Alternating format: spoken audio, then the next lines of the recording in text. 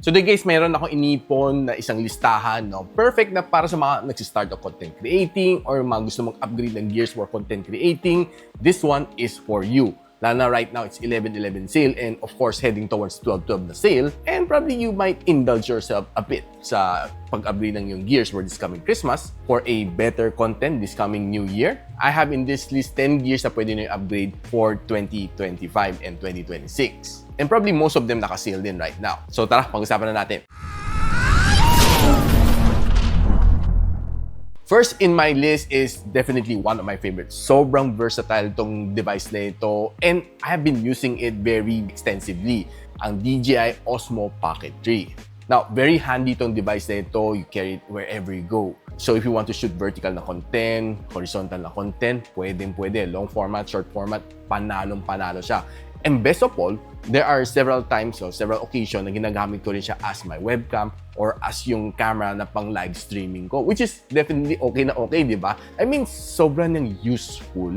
Pero one thing na hindi ko masyado gusto sa kanya is yung kanyang battery life. The pinaka-longest na nagawa ko, walking from Boracay Station 1 to Station 3, I think that's taking around mga 15 minutes non-stop. And dire-diretso lakad ko habang hawak ko si Osmo Pocket 3. I'm trying to recall, no, if tama ako, nag-swap ako ng battery or paubos na yung battery ko pagdating after mga roughly 15 minutes of non-stop recording. So probably one of the problem dito would be yung kanyang battery endurance. So what I do is kinakabit ko ng 3 meter ng kable, then put the power bank sa aking backpack to give it a little extra juice. Pero overall, sobrang love ko tong DJI Osmo Pocket 3. Next on my list is the DJI Action 5 Pro. Another good device na pwede mong ibato sa loob ng tubig, sa dagat, sa swimming pool.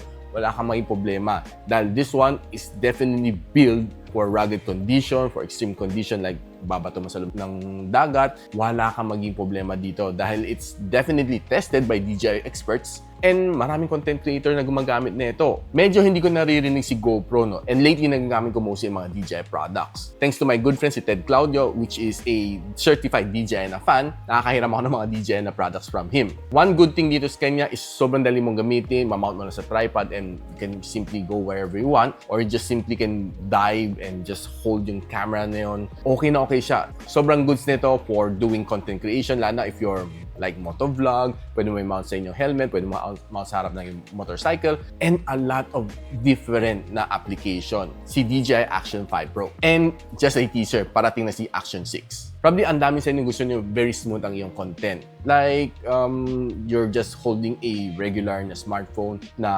walang OIS, pero you want a really stable na video. Dito papasok ang DJI Osmo Mobile 7P. Now again guys, this is not a sponsored video ng DJI kasi most of my DJI devices either hiram ko lang kay Ted Claudio or binili ko. DJI, baka naman pansinin nyo na ako ngayon. Now, what's so nice naman dito sa DJI Osmo Mobile 7P? Sobrang handy, kahit anong smartphone na gusto mo i-mount dito sa kanya is okay. Except that siguro yung mga ultras, like si Xiaomi 15 Ultra, medyo hirap siya kasi mabigat ang kanyang ulo. So, medyo nahirapan siya mag-balance. Kailangan mo lang talaga i-adjust ng maayos just to be able to balance. Like mga ibang regular smartphone, pag salpak mo, okay, good to go.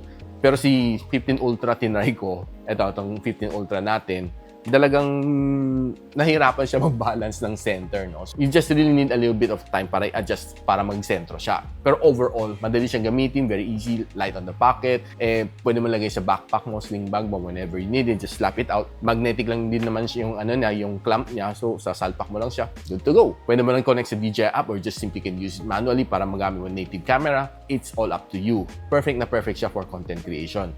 Vertical or horizontal format. And to pair it together, kung gusto mong may maganda kang mic na system, no, na can cancel wind, cancel noise sa background, si DJI Mic Mini is the perfect one to go together with your gimbal. That one, sobrang nang liit din and well, actually, 1:1 lang naman siya. So, mabilis mo mag-connect sa Bluetooth ng gimbal. Yung nga lang, kailangan mong gamitin ka ng native app. Pero kung ayaw mo, pwede mo direct i-connect na lang sa Bluetooth ng yung smartphone if you're shooting using yung kanyang native camera. I've tried it and yeah, okay, happy ako sa kanyang sound kahit sa outdoor ako. This one, the fifth one is probably might be a surprise. I'm not too much of a drone lover. Pero the DJI Neo na mini drone, sobra siyang okay. Sobrang happy dito sa device na ito.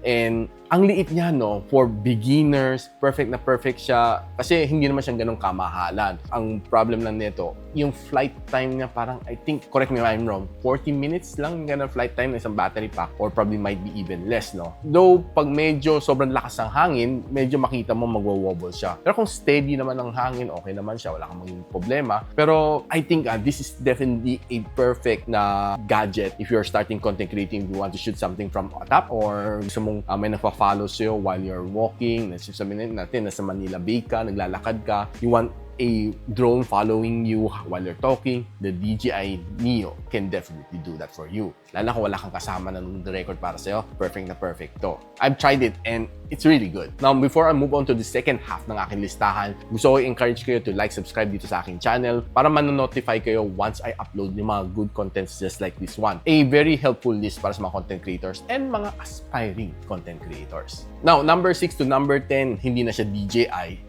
So, para hindi nyo sabihin na sponsor ako and there's in no way na sponsor to ng DJI. Kasi pag sinabi nyo sponsor nyo ng DJI, sasabihin ko sa inyo, sana all. Now, the next one is a 360 camera. Personally, hindi ko nahawakan si DJI and I have personally held the Insta360 X5. Na-try ko siya and I was quite happy with yung result, being able to hold it up high and record the 360 na surrounding mo. I would say na this is definitely perfect if you're shooting for group na video, family na video, adventure. I think this is definitely something na you can invest on. Na kung gusto mo ma-improve yung contents mo, not just yung front, rear, ito makukuha mo 360 degree na video. And yeah, I highly recommend it sa mga gusto magkaroon ng gears para sa pang-family outing, gusto mo lang i-record, or you just want to enhance your content creation. The Insta360 X5 is definitely something that you can consider sa inyong bucket list.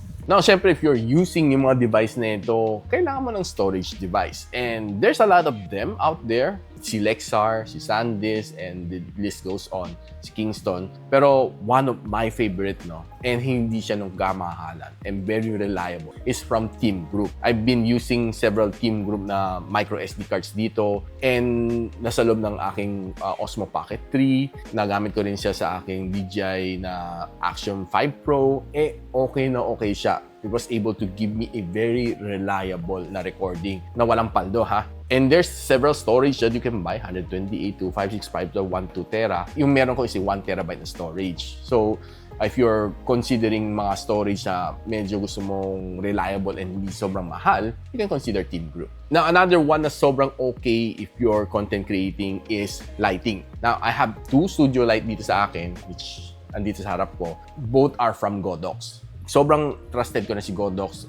I'm using the SL60W and the SL200W dito sa aking studio para to enhance yung lighting ko, no, to give me a good na lighting na hindi nagko-compromise, no. And it's been with me for roughly 5 or 6 years na rin tong mga GODOX ko na studio lighting and I'm really happy with them. So, kung gusto mo mag-improve, pwede mo bilang pa ng softbox, depende sa panggagamitan ninyo, no. So, for me, like sit down and shoot, gamit ko yung mga octangular shape na softbox. And of course, how can I forget yung aking camera? Dalawang camera na gamit ko. Ito, legendary na to. Si Sony Alpha 6400 and si SONY ZV E10. Those two, kahit medyo oldie, pero palaban pa rin siya, no? So, I'll be upgrading to the A6700 and si ZV E10 Mark II to upgrade itong aking mga gears dito for camera to let me shoot a 4K and 60 video. Kasi right now, I'm still shooting 4K and 30 to give me yung better na option kasi based sa aking mga research, both of these cameras can give me a better experience lalo na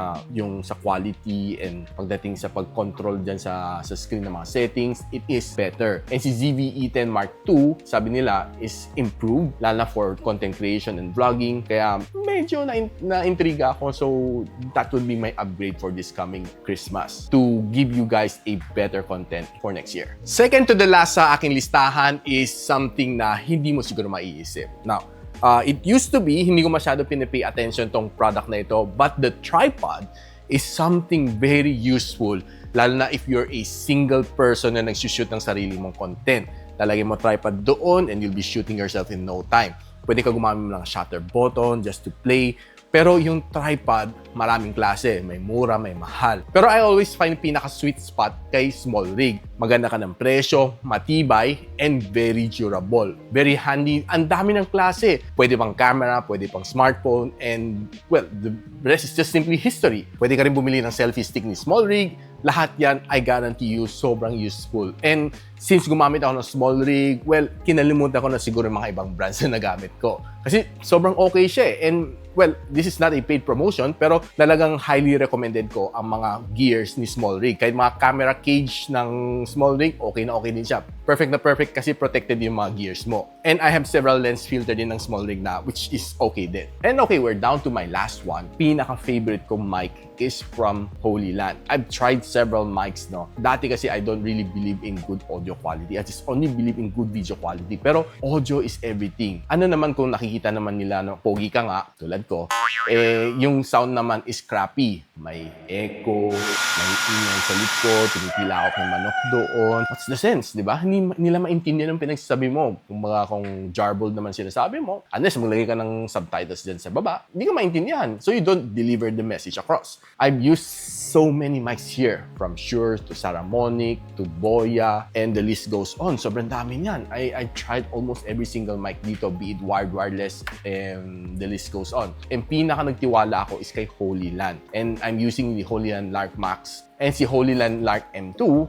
These two, sobrang okay sila. Though this one, medyo hindi ganun katagal ang kanyang battery. So you can probably shoot a 30-minute na video and maglolobat na to. Pero si Lark Max, yun, dalagang battery endurance. Kahit mag-shoot ka ng 3-4 hours na content, mag-livestream ka, walang maging problema yung microphone na yon pagdating sa battery. Both has its pros and cons. Ito maliit, pero yung battery niya medyo mahina. Pero you get a good quality sound naman like this one. Pero mas maganda si Lark Max. Yung nga lang, pag sinabi mo dito, makipapansin mo yung kwelyo ko na gano'n. So talagang medyo mabigat na nahihila yung kwelyo ko. So it has its pros and cons. Pero for longer time sitting down content creating, si Lark Max talaga ang better from Hollyland. Base lahat yan sa aking experience. Now, nakita nyo guys yung 10 gadgets na pwede ko recommend sa inyo for upgrade, for investment. This coming 11/11 sale and 12/12 sale and probably Christmas, and you can use them toward New Year. Magbabakasyon kayo sa Pasko. You can use these gears for content creating. Now, if you have something na gusto nyo itanong sa akin na hindi ko probably nasama, let me know in the comments. Or kung meron kayong masasuggest sa akin din na mga gears na pwede ko gamitin, na pwede ko i-try din dito sa aking channel, do feel free to pop it on the comment section below. Now, of course, in-encourage ko kayo mag-like, subscribe dito sa aking channel so you don't miss out any good videos just like this one. So of course, if you have content creation na friend or mga gusto lang mag-video ng family, ng mga outing ninyo, do recommend this video to them. And of course, hanggang dito muna ako, and I'll see you on my next one. Peace out. And so, ako para si Richmond, and you're watching Gadget Sidekick. Like and subscribe to my channel. Don't forget to hit that notification bell. For one of my latest uploads, click the dito. And for one of my popular uploads, click here.